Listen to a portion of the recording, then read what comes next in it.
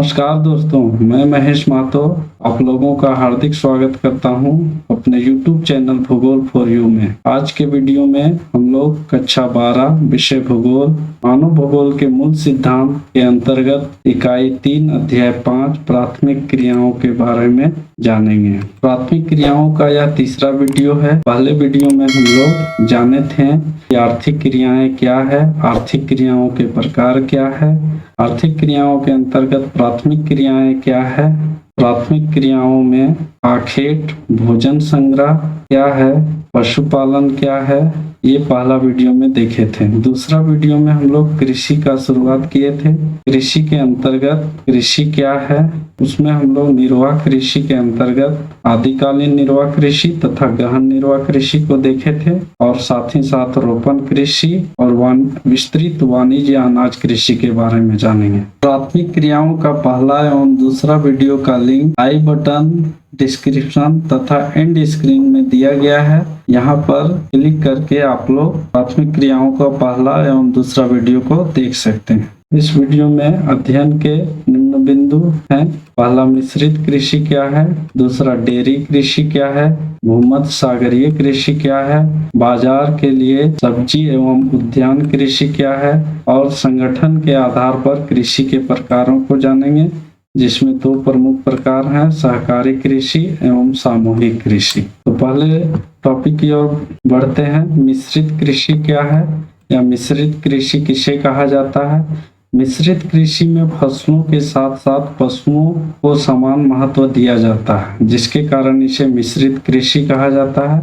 इसका मतलब यह है फसल का उत्पादन के साथ साथ पशुओं को भी महत्वपूर्ण स्थान दिया जाता है। इसमें बोई जाने वाली फसलों में गेहूं, जौ, जई, राई, मक्का, चारे की फसल एवं कंदमूल प्रमुख होते हैं। चारे की फसल इस कृषि की प्रमुख विशेषता होती है। चारे का तात्पर्य है पशुओं के आहार का खेती करना, मतलब घास की खेती किया जाता है। फसलों के साथ साथ पशुओं जैसे मवेशी में गाय और भैंस, वैसे पशु को मवेशी कहा जाता है जो दुधारू होते हैं, दूध देने वाले पशु होते हैं, जैसे गाय, भैंस। और इसके अलावा भेड़, बकरी, सुअर, मुर्गी आय के प्रमुख स्रोत होते हैं। मृदा में उर्वरता बनाए रखने के लिए शास्यावर्तन किया जाता है। फसलों को चक्राकार रूप में लगाया जाता है। एक बार दलहन की खेती, इसके बाद दूसरे राउंड में दूसरे फसल को लगाया जाता है। इसी को शास्यावर्तन कहा जाता है। इसमें भी खेती और पशुपालन कार्य यांत्रिक तरीके से की जाती है। सारे कार्य यंत्रों के माध्यम से संपन्न किया जाता है। कृषि यंत्रों, पशुओं के लिए इमारतों, रासायनिक एवं वनस्पति खाद आदि का गहन उपयोग किया जाता है। इसमें अत्यधिक पूंजी की भी आवश्यकता होती है। कृषि कार्य योग्य, प्रशिक्षित एवं कुशल श्रमिकों द्वारा किया जाता है। यह कृषि विश्व के अत्यधिक विकसित भागों में की जाती है, जैसे उत्तरी पश्चिमी यूरोप, उत्तरी पूर्वी अमेरिका, यूरेशिया के कुछ भाग एवं दक्षिणी महाद्वीप के समशीतोष्ण अक्षांश वाले भागों में यह मिश्रित कृषि की जाती है। इसके जो क्षेत्र हैं, पहला क्षेत्र उत्तरी पश्चिमी यूरोप का यह क्षेत्र है, दूसरा है उत्तरी पूर्वी अमेरिका का क्षेत्र, तीसरा यूरेशिया का मध्य क्षेत्र, इस क्षेत्र में किया जाता है, और चौथा क्षेत्र दिया गया है दक्षिणी महाद्वीपों में मध्य अक्षांश वाले जो क्षेत्र हैं, समशीतोष्ण वाले क्षेत्र, इन क्षेत्रों में मिश्रित कृषि का कार्य किया जाता है। मिश्रित कृषि में गेहूं प्रमुख फसल होता है और उसके साथ साथ अन्य फसलों को उत्पादन किया जाता है। और इसकी सबसे बड़ी विशेषता होती है कि इसमें चारे की खेती की जाती है। पशुओं के आहार के लिए चारे की खेती की जाती है। साथ ही साथ पशुपालन में मवेशियों, दूध देने वाले पशुओं को, और साथ ही साथ मांस प्राप्त करने के लिए भेड़, बकरी पालन किया जाता है। साथ ही साथ पक्षियों, मुर्गियों का भी पालन पोषण किया जाता है। आय के प्रमुख स्रोत होते हैं। अब आते हैं दूसरे टॉपिक की ओर। दूसरा बिंदु था डेयरी कृषि। डेयरी कृषि किसे कहा जाता है या क्या है? डेयरी कृषि विशेष प्रकार की कृषि पद्धति है जिसमें दुधारू पशुओं जैसे गाय, भैंस आदि को दूध के लिए पाले जाते हैं। इसमें मुख्य रूप से दूध उत्पादन को ही डेयरी कृषि कहा जाता है, जिसमें दुधारू पशुओं जैसे गाय भैंस को पाला जाता है।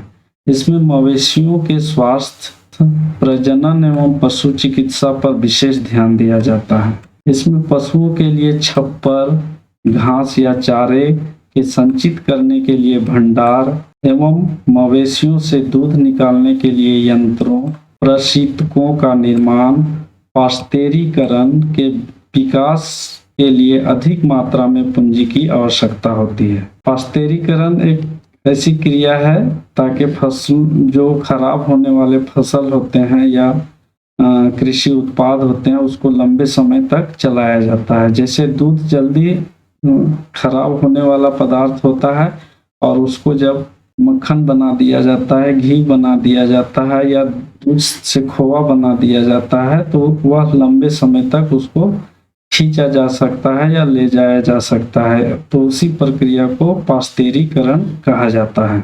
पशुओं को सालों भर देख रेख, उनको चराने, उनसे दूध निकालने के लिए कुशल श्रमिकों की आवश्यकता होती है। वर्तमान समय में विकसित यातायात के साधन, प्रशीतकों का उपयोग, पाश्चुरीकरण की सुविधा के कारण डेयरी उत्पादों को अधिक समय तक रखा जा सकता है। डेयरी कृषि नगरीय एवं औद्योगिक केंद्रों के नजदीक किया जाता है, क्योंकि यह क्षेत्र ताजे दूध एवं अन्य डेयरी उत्पाद के अच्छे बाजार होते हैं। ताजे दूध साथ ही साथ अन्य डेयरी उत्पाद जैसे पनीर, खोआ, मक्खन, जो दूध से बनने वाले पदार्थ होते हैं उन्हें डेयरी उत्पाद कहा जाता है। डेयरी कृषि के 3 प्रमुख क्षेत्र हैं। पहला उत्तरी पश्चिमी यूरोप, दूसरा दक्षिणी पूर्वी कनाडा और तीसरा दक्षिण पूर्वी ऑस्ट्रेलिया, तस्मानिया और न्यूजीलैंड। डेयरी कृषि के जो क्षेत्र हैं, पहला क्या बताए थे, उत्तर पश्चिमी यूरोप, इस मानचित्र में दिखाया गया है। दूसरा जो है दक्षिण पूर्वी कनाडा का भाग, ये जो एरिया है वह दक्षिण पूर्वी कनाडा का है। और तीसरा जो क्षेत्र है वह ऑस्ट्रेलिया का दक्षिण पूर्वी भाग, तस्मानिया और न्यूजीलैंड। इन क्षेत्रों में डेयरी कृषि किया जाता है।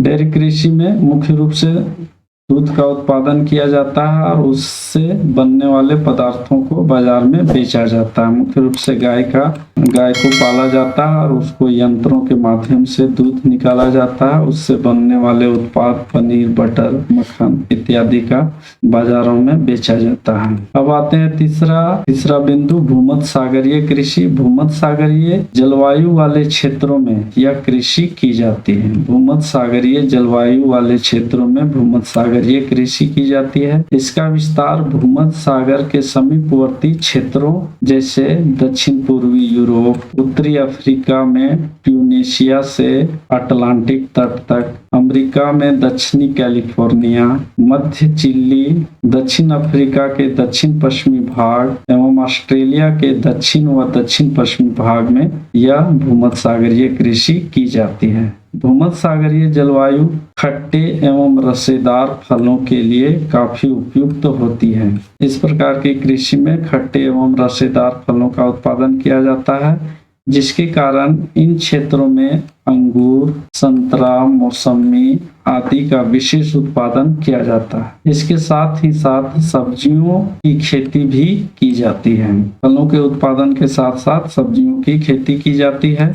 इस कृषि में अच्छे किस्म के अंगूर का उत्पादन किया जाता है, जिसका उपयोग उच्च गुणवत्ता वाले मदिरा बनाने के लिए किया जाता है। अंगूर का ज्यादा उत्पादन होता है तो उसको पाश्चुरीकरण करके शराब में परिवर्तित किया जाता है तथा निम्न श्रेणी के जो अंगूर होते हैं उसको सुखाकर किशमिश एवं मुनक्का बनाई जाती है। इस क्षेत्रों में अंजीर एवं जैतून यूरोप में विशेष रूप से उपयोग किया जाता है। जैतून एवं अंगूर का उत्पादन किया जाता है। इस कृषि से शीत ऋतु में यूरोप एवं संयुक्त राज्य अमेरिका में फलों एवं सब्जियों की आपूर्ति की जाती है। भूमध्य सागरीय कृषि से लगभग यूरोप के संपूर्ण भागों में तथा संयुक्त राज्य में फल तथा सब्जियों की आपूर्ति की जाती है। इस मानचित्र के माध्यम से हम लोग डेयरी कृषि के क्षेत्र को जानेंगे। तो भूमध्य सागर यहाँ पर है, ये जो एरिया है वह भूमध्य सागर का है और इसी के आसपास यूरोप के दक्षिणी हिस्सा में तथा अफ्रीका के उत्तरी हिस्सा ट्यूनीशिया से लेकर के अटलांटिक तट, ये अटलांटिक महासागर है, यहाँ किया जाता है। साथ ही साथ अमेरिका, संयुक्त राज्य अमेरिका के कैलिफोर्निया या जो प्रायद्वीप है कैलिफोर्निया का है, तो इसमें दक्षिणी कैलिफोर्निया में भी भूमध्य सागरीय जलवायु पाई जाती है, जहां पर भूमध्य सागरीय कृषि की जाती है। साथ ही साथ दक्षिण अमेरिका में मध्य चिली का भाग है, यहाँ भी भूमध्य सागरीय जलवायु पाई जाती है और यहाँ भी भूमध्य सागरीय कृषि की जाती है। अफ्रीका के दक्षिण में दक्षिण अफ्रीका के दक्षिण पश्चिमी भाग में किया जाता है। साथ ही साथ ऑस्ट्रेलिया का जो क्षेत्र है इसका भी दक्षिण पश्चिमी भाग में भूमध्य सागरीय जलवायु पाई जाती है और यहाँ भी भूमध्य सागरीय कृषि की जाती है। अगला बिंदु की ओर बढ़ते हैं। अगला बिंदु है बाजार के लिए सब्जी खेती एवं उद्यान खेती। सब्जी खेती और उद्यान खेती। उद्यान खेती में फूलों का उत्पादन किया जाता है और सब्जी खेती में विभिन्न प्रकार के सब्जियों का उत्पादन किया जाता है। इस प्रकार की कृषि में अधिक मुद्रा मिलने वाली फसलों जैसे सब्जियां, फल, फूल की खेती की जाती है। इस प्रकार की कृषि उत्पाद की मांग नगरीय क्षेत्रों में ज्यादा होता है, अतः इसका विकास नगरीय क्षेत्रों के आसपास अधिक देखा जाता है या अधिक पाया जाता है। नगरीय क्षेत्रों के आसपास सब्जी खेती एवं उद्यान कृषि का विकास होता है।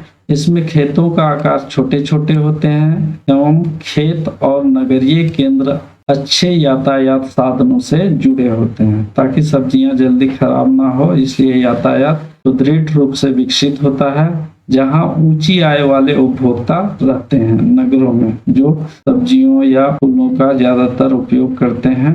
इसमें सिंचाई, उर्वरक, अच्छे किस्म का बीज, कीटनाशी, हरित गृह एवं शीत क्षेत्रों में कृत्रिम ताप के लिए अत्यधिक पूंजी की आवश्यकता होती है। मतलब इस कृषि के लिए पूंजी की ज्यादा आवश्यकता होती है, क्योंकि इसमें सिंचाई, उर्वरक, अच्छे किस्म का बीज, कीटनाशी, हरित गृह एवं शीत क्षेत्रों में कृत्रिम ताप की आवश्यकता होती है, जिसमें पूंजी अधिक लगता है। इसके मुख्य क्षेत्र उत्तरी पश्चिमी यूरोप, संयुक्त राज्य अमेरिका के उत्तरी पूर्वी भाग, भूमध्य सागरीय प्रदेश तथा नगरीय क्षेत्रों के आसपास होती है। जिन क्षेत्रों में कृषक केवल सब्जी पैदा करते हैं वहां इसे ट्रक कृषि के नाम से जाना जाता है। जिन क्षेत्रों में केवल सब्जी की खेती की जाती है उसे किस नाम से जानते हैं? ट्रक कृषि। कभी कभी ऑब्जेक्टिव में यह प्रश्न आता है। नीदरलैंड, यूरोप का एक देश है नीदरलैंड, पुष्प के उत्पादन में विशेष स्थान रखता है। यहाँ ट्यूलिप एक प्रकार की फूल है जो पूरे यूरोप के शहरों में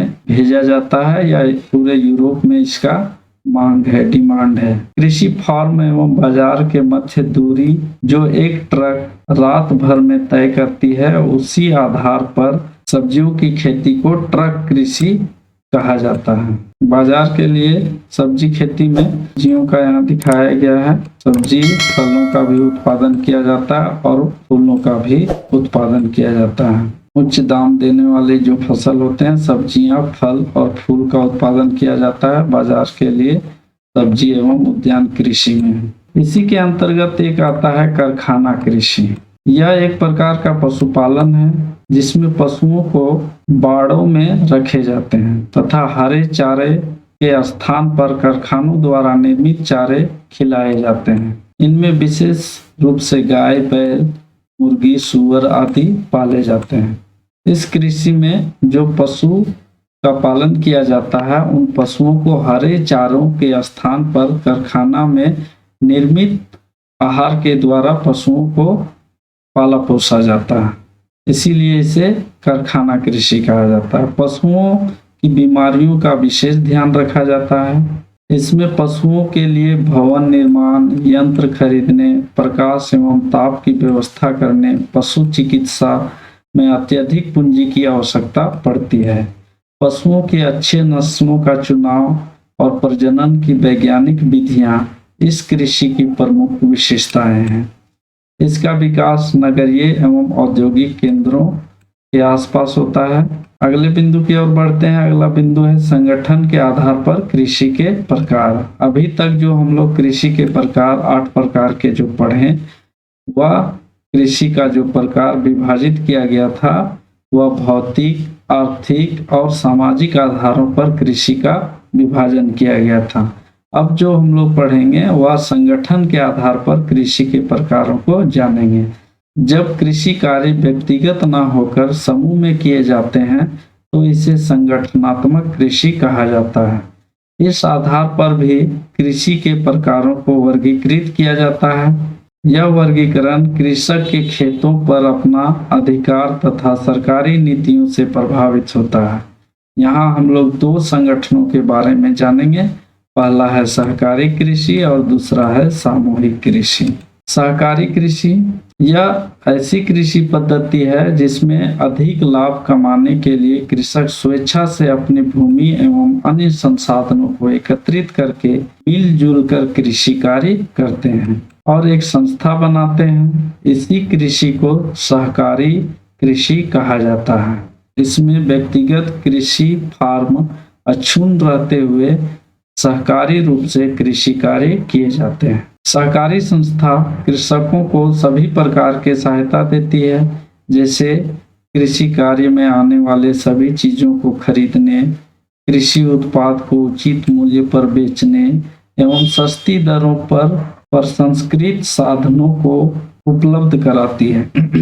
सहकारी आंदोलन की शुरुआत 1 शताब्दी वर्ष पूर्व यूरोप के डेनमार्क, नीदरलैंड, बेल्जियम, स्वीडन एवं इटली में हुआ था।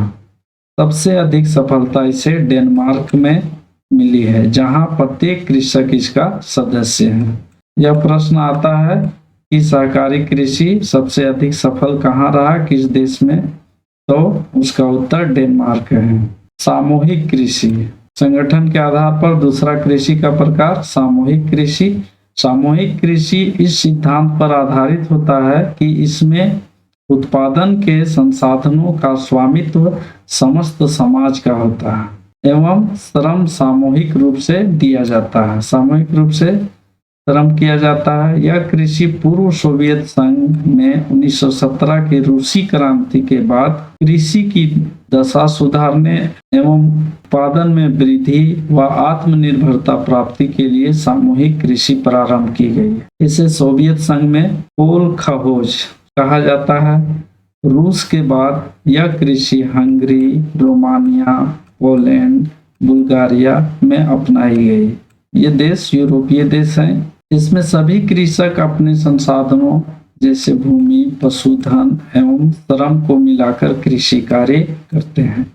अपने दैनिक आवश्यकताओं को पूर्ति के लिए भूमि का छोटा सा भाग अपने अधिकार में रख। इस कृषि में सरकार का महत्वपूर्ण योगदान होता है। इसमें सरकार उत्पादन का वार्षिक लक्ष्य निर्धारित करती है और उत्पादन को सरकार ही निर्धारित मूल्य पर खरीदती है। यदि उपज लक्ष्य से अधिक होती है तो उसे सदस्यों के बीच बांट दिया जाता है या बाजार में बेचकर पैसे को बांटा जाता है। उत्पादन एवं भाड़े पर ली गई मशीनों पर कृषक को कर चुकाना पड़ता है। जो मशीन सरकार उपलब्ध कराती है उस पर कृषक टैक्स देते हैं। सभी सदस्यों को उसके द्वारा किए गए कार्य की प्रकृति के आधार पर भुगतान किया जाता है। सभी सदस्यों को उसके द्वारा किए गए कार्य की प्रकृति के आधार पर भुगतान किया जाता है तथा असाधारण कार्य करने वाले कृषक को पुरस्कृत किया जाता है। पूर्व सोवियत संघ के विघटन के बाद इस कृषि में काफी बदलाव आया है। उम्मीद करते हैं दोस्तों आप लोगों को यह वीडियो पसंद आया होगा। अगर पसंद आया है तो इसे लाइक करें और अपने दोस्तों के मध्य शेयर करें तथा हमारे चैनल भूगोल फॉर यू को सब्सक्राइब करके बेल नोटिफिकेशन को दबाएं, जिससे आप लोगों को आगे आने वाले नए वीडियो का नोटिफिकेशन मिलता रहे। और अगर किसी प्रकार का प्रश्न है या सुझाव है तो कमेंट बॉक्स पर जरूर करें। साथ ही साथ भूगोल से संबंधित बिंदुओं को जानना हो तो हमारे वेबसाइट www.bhugol.net में विजिट कर सकते हैं। आप लोगों का बहुत बहुत धन्यवाद। मिलते हैं अगले वीडियो में। जय हिंद, जय भारत।